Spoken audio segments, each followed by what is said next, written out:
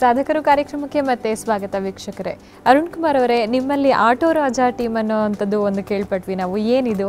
KVS fans charitable trust ಅಂತ ಒಂದು ಸಂಸ್ಥೆ, ಅವು ಆಶ್ರಾ ಫೌಂಡೇಶನ್ ಅಂತ ಒಂದು ಸಂಸ್ಥೆ. ಸೊ KVS ಫ್ಯಾನ್ಸ್ ಅಂತ ಹೇಳಿದ್ರೆ ನಮ್ಮ KV ಸರ್, ಚೇರ್ಮನ್ ಸರ್ ಅವರು. ಆಶ್ರಾ ಫೌಂಡೇಶನ್ ಅಂದರೆ ಅವರ ಶ್ರೀಮತಿ ಆಶಾ ಸತೀಶ್ ಅವರು.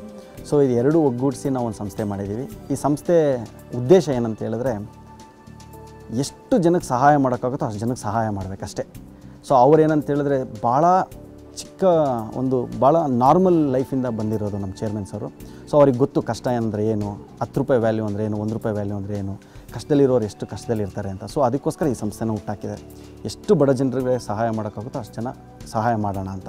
ಈ ಒಂದು ದೃಷ್ಟಿಯಲ್ಲಿ ಏನಂತ ಹೇಳಿದ್ರೆ, ಕರ್ನಾಟಕದ ಗ್ರಾಮಗಳಲ್ಲಿ ಹಿಂದುಳಿದ ಭಾಳ ಬಡ ಜನರು ಮೋದಿ ಹಾಸ್ಪಿಟ್ಲ್ ಜೊತೆ ನಾವು ಟೈಅಪ್ ಆಗಿ, ಸೊ ಗ್ರಾಮಕ್ಕೆ ಹೋಗಿ ಗ್ರಾಮದಲ್ಲಿ ಅವ್ರನ್ನೆಲ್ಲ ಅಟೆಂಡ್ ಮಾಡಿ ಅವ್ರನ್ನ ಬೆಂಗಳೂರಿಗೆ ಕರ್ಕೊಂಬಂದು ಕಣ್ಣಿನ ಕ್ಯಾಟ್ರಾಕ್ಟ್ ಆಪ್ರೇಷನ್ ಮಾಡಿ ಮತ್ತೆ ಅವ್ರಿಗೆಲ್ಲ ಏನೇನು ಸೌಲಭ್ಯ ಬೇಕೋ ಅದೆಲ್ಲ ಕೊಟ್ಟು ಕರ್ಕೊಂಡೋಗಿ ಮತ್ತೆ ಅವ್ರಿಗೆ ಊರಲ್ಲಿ ಬಿಡೋದು. ಸೊ ಇದೊಂದು ಕಾರ್ಯಕ್ರಮ. ಆದರೆ ಕಿದ್ವಾಯಿ ಹಾಸ್ಪಿಟ್ಲಿಗೆ ಹೋಗಿ ಮಕ್ಕಳ ಜೊತೆ ಎಲ್ಲ ನೋಡಿಕೊಂಡು ಮಕ್ಳಿಗೆ ಏನೇನು ಸಹಾಯ ಮಾಡಬೇಕು ಅದೆಲ್ಲ ಮಾಡಿ, ಕಿದ್ವಾಯಿ ಕ್ಯಾನ್ಸರ್ ಆಸ್ಪತ್ರೆಗೆ ಏನೇನು ಸಹಾಯ ಮಾಡಬೇಕು ಮಾಡೋದು. ಇದೊಂದು ಆಯಿತು. ಅಂದರೆ ಇನ್ನೊಂದು ಏನಂತ ಹೇಳಿದ್ರೆ, ಸಾಮೂಹಿಕ ವಿವಾಹಗಳು. ಅಲ್ಲಲ್ಲಿ ನಮ್ಮ ಎಕ್ಸಿಕ್ಯೂಟಿವ್ ಡೈರೆಕ್ಟರ್ಗಳು ಸಾಮೂಹಿಕ ವಿವಾಹ ಮಾಡಿಸ್ತಾ ಇರ್ತಾರೆ. 50 ಜೋಡಿ, 100 ಜೋಡಿ, 200 ಜೋಡಿ, ಈಗ ಒಂದು 500 ಜೋಡಿ ಮಾಡಿಸಿದ್ದಾರೆ. ಅವ್ರಿಗೇನಾದರೆ ಇನ್ನೂ ಮಾಡಿಸ್ತಾ ಇರೋಣ ಬಡವ್ರಿಗೆ ಅಂತ. ಈ ಥರ ಸಾಮೂಹಿಕ ವಿವಾಹ. ಹಾಗೆಯೇ ಸರ್ಕಾರಿ ಶಾಲೆಗಳಲ್ಲಿ ಪುಸ್ತಕಗಳು. ಸೊ ಈ ಥರ ಬಡ ಹುಡುಗರಿಗೆ ಪುಸ್ತಕಗಳು. ಈಗ SSLCಲಿ ಒಳ್ಳೆ ಮಾರ್ಕ್ಸ್ ತೊಗೊಂಡಿದ್ದಾರೆ, ಬಟ್ ಓದೋದಕ್ಕಾಗೋದಿಲ್ಲ, ಬಟ್ ಅವ್ರಿಗೆ ಮುಂದೆ ಓದೋದಕ್ಕೆ ಮತ್ತು ಈ ಒಂದು ಸಹಾಯ. ಸೊ ಈ ಥರ ಅನೇಕ ಕಾರ್ಯಕ್ರಮಗಳು ಮಾಡಬೇಕಾದ್ರೆ ಮತ್ತೆ ನಮ್ಮ ಚೇರ್ಮನ್ ಸರ್ ಅವ್ರು ಏನು ಹೇಳಿದ್ರೆ, ಅರುಣ್, ಎಲ್ಲ ಕಡೆ ನಾವೇ ಹೋಗೋಕ್ಕಾಗೋದಿಲ್ಲ, ಅದಕ್ಕೊಂದು ಸೆಲ್ಫ್ ಸಸ್ಟೈನಬಲ್ ಟೀಮ್ ಇರಬೇಕು. ಆ ಟೀಮ್ ಅಂತ ಜ್ಞಾಪಕ ಬಂದಾಗ ಆ ಒಂದು AR ಟೀಮ್ ಅಂದರೆ ಆಟೋ ರಾಜ ಟೀಮ್ ಅಂತ ಒಂದು ನಾಮಕರಣ ಮಾಡಿದ್ರು. ಯಾಕಂತೇಳಿದ್ರೆ ಅದು ಸ್ಟಾರ್ಟ್ ಆಗಿದ್ದು ಒಂದು 10 ಜನ ಆಟೋ ರಾಜ ಹುಡುಗರು ಅಂತ. ಈ 10 ಇವಾಗ ಅವರು ಒಂದು 50 ಜನ ಡೆವಲಪ್ ಮಾಡಿದ್ದಾರೆ. ಅಂದರೆ ಅವ್ರಿಗೆ ಸಮಯ ಇಲ್ಲ, ಟೈಮ್ ಇಲ್ಲ. 11 ಗಂಟೆ, 12 ಗಂಟೆ, 1 ಗಂಟೆ, 6 ಗಂಟೆ ಏನೇ ಇದ್ರೂ ನಮ್ಮ ಚೇರ್ಮನ್ ಸರ್ ಹಾಗೂ ಎಕ್ಸಿಕ್ಯೂಟಿವ್ ಡೈರೆಕ್ಟರ್ ಕನಸನ್ನ ಹೊರಗಡೆ ಹೋಗಿ ಅವ್ರು ನನಸು ಮಾಡೋ ಯುವಕರು ಅವರು.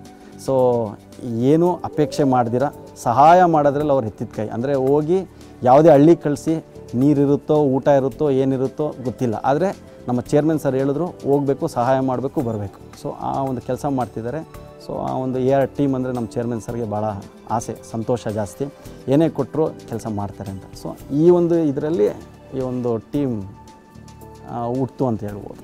ಸೊ DS ಮ್ಯಾಕ್ಸ್ ಪ್ರಾಪರ್ಟೀಸ್ ಏನಿದೆ, ಇದು ಕೇವಲ ಕನ್ಸ್ಟ್ರಕ್ಷನ್ ಬಿಸ್ನೆಸ್ಸಲ್ಲ, ಜೊತೆಗೆ ಸಾಮಾಜಿಕ ಕಾರ್ಯಗಳನ್ನು ಕೂಡ ಸಾಕಷ್ಟು ನಡೆಸ್ತಿದೆ ಅಂತ ಹೇಳಿದ್ರಿ. ಸೊ ಇದರ ಮುಖ್ಯ ಸಾಮಾಜಿಕ ಬದ್ಧತೆ ಏನು ಅಂತ ಹೇಳ್ತೀರಿ? ಮುಖ್ಯ ಸಾಮಾಜಿಕ ಬದ್ಧತೆ ಅಂದರೆ, ಇವತ್ತು ಎಷ್ಟೋ ಜನ ಹಿಂದುಳಿದ ಜನ ಹಳ್ಳಿಗಳಲ್ಲಿ, ಇವತ್ತು ನಾವು 2,000-2,500 ಜನ ಕ್ಯಾಟ್ರಾಕ್ಟ್ ಮಾಡಿದ್ದೀವಿ. ಎಲ್ಲ 60 ವರ್ಷ, 70 ವರ್ಷ, 80 ವರ್ಷ. ಮಕ್ಳುಗಳು ಕೈ ಬಿಟ್ಟಿರ್ತಾರೆ, ಸೊಸೆಂದ್ರ ಕೈ ಬಿಟ್ಟಿರ್ತಾರೆ, ಇಲ್ಲಾಂದರೆ ದೊಡ್ಡವರೆಲ್ಲ ಕೈ ಬಿಟ್ಬಿಟ್ಟಿರ್ತಾರೆ. ಅವ್ರಿಗೆ ಇನ್ನೂ ಒಂದು 20-25 ವರ್ಷ ಬದುಕೋ ಒಂದು ಆಸೆ ಇರುತ್ತೇನೋ, ಬಟ್ ನೋಡೋ ದೃಷ್ಟಿ ಇರಲ್ಲ. ಬಟ್ ಈಗ ನಮ್ಮ ಚೇರ್ಮನ್ ಅವರು, ಅವ್ರ ಅಜ್ಜಿಗೆ ಈ ಥರ ಇತ್ತಂತೆ. ಸೊ ಅವ್ರ ಅಜ್ಜಿಗೆ ಆ ಕಷ್ಟದ ಕಾಲದಲ್ಲಿ ಆ ಕ್ಯಾಟ್ರಾಕ್ಟ್ ಮಾಡ್ಸೋಕ್ಕಾಗಿರಲಿಲ್ವಂತೆ. ಆಮೇಲೆ ಆ ಎಷ್ಟು ಕಷ್ಟದಿಂದ ಕ್ಯಾಟ್ರಾಕ್ಟ್ ಮಾಡಿದಾಗ ಅವ್ರಿಗೆ ಅನಿಸಿದ್ದು, ನಮ್ಮ ಅಜ್ಜಿ ಥರ ಇನ್ಯಾರೂ ಇರಬಾರ್ದು, ಎಲ್ಲರೂ ಕ್ಯಾಟ್ರಾಕ್ಟ್ ಆಪ್ರೇಷನ್ ಮಾಡಿಸಿ ಇನ್ನೂ ಒಂದು 10-15 ವರ್ಷ ಏನು ಬದುಕ್ತಾರೋ ಅವ್ರಿಗೆ ಒಂದು ಪ್ರಪಂಚ ನೋಡಬೇಕು ಅನ್ನೋ ಒಂದು ಆಸೆಯಿಂದ ಈ ಒಂದು ಕೆಲಸ ಸ್ಟಾರ್ಟ್ ಮಾಡಿದ್ರು. ಅದೇ ಥರ ಈಗ ಎಷ್ಟೋ ಜನ ನಮ್ಮ ಆಫೀಸಲ್ಲಾಗಲಿ ಇಲ್ಲ ಹೊರಗಡೆ ಆಗಲಿ ಕಿಡ್ನಿ ಸ್ಟೋನ್ಸ್ ಅಂತ ಬಂದ್ಬಿಡುತ್ತೆ. ಆ ಕಿಡ್ನಿ ಸ್ಟೋನ್ಸ್ ಬಂದಾಗ ಪಾಪ ಅದನ್ನ ಆಪ್ರೇಟ್ ಮಾಡೋಕ್ಕೆ ಕೂಡ ಅವ್ರ ಹತ್ರ ದುಡ್ಡಿರಲ್ಲ. ಆ ಒಂದು ಆಪ್ರೇಟ್ ಮಾಡೋಕ್ಕೆ ದುಡ್ಡಿಲ್ಲ ಅಂದಾಗ ಕಿಡ್ನಿಗೆ, ಲಿವರ್ಗೆ ತೊಂದರೆ ಆಗಿ ಎಷ್ಟೋ ಜನ ಯುವತಿಯರು ಬಂದು ಅವ್ರ ದುಃಖನ ತೋಡ್ಕೊಂಡಿದ್ದಾರೆ. ಈಗ ಮತ್ತೆ ಆ ಕಿಡ್ನಿ ಸ್ಟೋನ್ ಬ್ಲಾಸ್ಟಿಂಗ್ ಅನ್ನೋದು ಅದೊಂದು ಡಿಪಾರ್ಟ್ಮೆಂಟನ್ನ ಓಪನ್ ಮಾಡಿದ್ದಾರೆ. ಅದೇ ಥರನೇ ವಿವಾಹ, ಸಾಮೂಹಿಕ ವಿವಾಹ, ಎಷ್ಟೋ ಜನಕ್ಕೆ ಆ ಒಂದು ಸೌಕರ್ಯ ಇರೋದಿಲ್ಲ. ಸೊ ಈ ಥರ ಕೆಲವು ಡಿಪಾರ್ಟ್ಮೆಂಟ್ನ ಆಯ್ದುಕೊಂಡು ಎಷ್ಟಾಗುತ್ತೋ ಸಂಪಾದನೆ ಮಾಡೋದೇ ದೊಡ್ಡದಲ್ಲ. ದುಡ್ಡು ಬರುತ್ತೆ, ದುಡ್ಡು ಹೋಗುತ್ತೆ ಅರೌಂಡ್. ಬಟ್ ಏನಂತ ಹೇಳಿದ್ರೆ, ನಾವು ಈ ಥರ ಒಂದು ಒಳ್ಳೆಯ ಕೆಲಸಗಳು ಮಾಡಬೇಕು.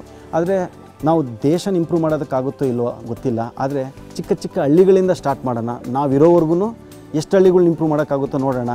ಆಮೇಲೆ ಹಳ್ಳಿಗಳಾಗಲಿ, ತಾಲೂಕಾಗಲಿ, ರಾಜ್ಯ ಆಗಲಿ, ಆಮೇಲೆ ದೇಶದಲ್ಲಿ ಏನಾದ್ರು ಮಾಡ್ಬೋದು ಅಂತ. ಇದು ಒಂದೇ ಅಲ್ಲ, ಕೆಲಸ ಕೊಡೋದು ಒಂದು ಸೋಷಿಯಲ್ ರೆಸ್ಪಾನ್ಸಿಬಿಲಿಟಿ ಅಂದ್ಕೊಂಡಿದ್ದಾರೆ ಚೇರ್ಮನ್ ಅವರು. ಯಾಕೆ ಅಂತ ಹೇಳಿದ್ರೆ, ನಾನು ಇವತ್ತು ಕೆಲಸ ಸಿಕ್ಕಿ ನಾನಿವತ್ತು ಜೀವನದಲ್ಲಿ ಚೆನ್ನಾಗಿದ್ದೀನಿ, ಆದರೆ ದೇವ್ರು ನನಗೆ ಈ ಶಕ್ತಿ ಕೊಟ್ಟಿದ್ದಾರೆ. ಎಷ್ಟು ಜನಕ್ಕೆ ಕೆಲಸ ಕೊಡೋಕ್ಕಾಗುತ್ತೋ ಅಷ್ಟು ಜನಕ್ಕೆ ಕೆಲಸ ಕೊಡೋಣ ಅಂತ ದೃಷ್ಟಿಯಲ್ಲಿ ಇವತ್ತು ಆಲ್ಮೋಸ್ಟ್ ಒಂದು 10,000-12,000 ಜನ ಕೆಲಸ ಕೊಟ್ಟಿದ್ದಾರೆ.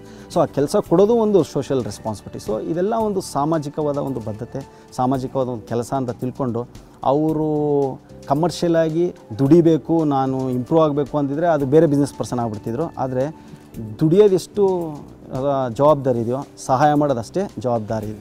ಅಂದರೆ ಕೆರೆಯ ನೀರು ಕೆರೆಗೆ ಚೆಲ್ಲು. ಎಷ್ಟು ನೀರು ತೊಗೊತಾರೋ ಸ್ವಲ್ಪ ಕುಡಿತಾರೆ, ಸಾಕು ಅನ್ಸದೆ ಇನ್ನೆಲ್ಲ ಪ್ರಪಂಚಕ್ಕೆ ಆಗ್ತಾಯಿದ್ದಾರೆ. ಸೊ ಇದಕ್ಕೆಲ್ಲ ಚೇರ್ಮನ್ ಸರ್ ಕಾರಣ. ಸೊ ಕಷ್ಟಗಳನ್ನು ಅನುಭವಿಸೇನೆ ಇವರು ಕಷ್ಟಗಳು ಏನೆಲ್ಲ ಕಷ್ಟಗಳಿರುತ್ತೆ, ಯಾವೆಲ್ಲ ರೀತಿಯಾದಂತಹ ಕಷ್ಟಗಳನ್ನು ಅನುಭವಿಸಿರ್ತಾರೆ ಸಾಮಾನ್ಯ ವರ್ಗದವರು ಅಂಥೇಳಿ ಇಷ್ಟೆಲ್ಲ ಕಾರ್ಯಗಳನ್ನು ಮಾಡ್ತಿದ್ದಾರೆ. ಕೊನೆಯದಾಗಿ ಏನು ಸಂದೇಶ ನೀಡಲಿಕ್ಕೆ ಇಷ್ಟಪಡ್ತೀರಿ ನೀವು ಅರುಣ್ ಕುಮಾರ್ ಅವರು? ಚೇರ್ಮನ್ ಅವ್ರು ಹೇಳೋದಷ್ಟೇ, ನಮಗೆ ಅಂತಲ್ಲ, ಇವತ್ತು ಎಷ್ಟೋ ಜನ ಯಶಸ್ಸಿನ ವ್ಯಕ್ತಿಗಳಿದ್ದಾರೆ ಈ ಪ್ರಪಂಚದಲ್ಲಿ. ಅಂದರೆ ಎಲ್ಲರೂ ಹುಟ್ಟಿದ ತಕ್ಷಣವೇ ಯಶಸ್ವಿ ಆಗಿರಲ್ಲ. ಸೊ ಎಲ್ಲರೂ ಒಂದು ಕಷ್ಟವಾದ ದಾರಿ ನೋಡಿರ್ತಾರೆ ಗ್ಯಾರಂಟಿ, ಆದರೆ ಆ ದಾರಿನ ಮರ್ತೋಗಬಾರ್ದು, ಅವ್ರು ಎಲ್ಲಿಂದ ಬಂದರು ಅಂತ ಮರ್ತೋಗಬಾರ್ದು. ಸೊ ಇವತ್ತು ಅವ್ರು ಎಷ್ಟೇ ಯಶಸ್ಸು ಆಗಿರಲಿ, ಇವತ್ತು ಎಷ್ಟೋ ಗಳಿಸಿರ್ತಾರೆ, ಸ್ವಲ್ಪ ದುಡ್ಡು ಈ ಬಡ ವ್ಯಕ್ತಿಗಳಿಗೆ, ಅಂದರೆ ಸ್ವಲ್ಪ ದುಡ್ಡು ಈ ಒಂದು ಹಿಂದುಳಿದ ಜನಕ್ಕೆ, ಹಿಂದುಳಿದ ಹಳ್ಳಿಗಳಿಗೆ ಸ್ವಲ್ಪ ಸಹಾಯ ಮಾಡಿದ್ರು ನಮ್ಮ ಹಳ್ಳಿಗಳು ಯಾವುದೇ ಅಮೇರಿಕಕ್ಕಿಂತ ಕಮ್ಮಿ ಇರೋದಿಲ್ಲ. ಸೊ ಅದಕ್ಕೋಸ್ಕರ ಎಲ್ಲರೂ ಸ್ವಲ್ಪ ಅವ್ರಿಗೆ ಎಷ್ಟು ಬೇಕೋ ಅಷ್ಟು ಇಟ್ಕೊಂಡು ಸ್ವಲ್ಪನಾದರೂ ಆ ಉಂಡಿಗೆ ಹಾಕಬೇಕು ಸಹಾಯ ಮಾಡೋದಕ್ಕೆ ಜನಗಳನ್ನ. ಸೊ ನಮ್ಮ ದೇಶ ಇಂಪ್ರೂವ್ ಆಗುತ್ತೆ. ಖಂಡಿತ ಅರುಣ್ ಕುಮಾರ್ ಅವರೇ, ಇಷ್ಟೊತ್ತು ಕಾರ್ಯಕ್ರಮದಲ್ಲಿ ಪಾಲ್ಗೊಂಡು ಈ ಸಂಸ್ಥೆ ಬಗ್ಗೆ ಸಾಕಷ್ಟು ತಿಳಿಸ್ಕೊಟ್ರಿ. ಧನ್ಯವಾದಗಳು ನಿಮಗೆ. ವೀಕ್ಷಕರೇ, ನೋಡಿದ್ರಲ್ಲ, ಇದು ಈ ಹೊತ್ತಿನ ಸಾಧಕರು ವಿಶೇಷ ಕಾರ್ಯಕ್ರಮ.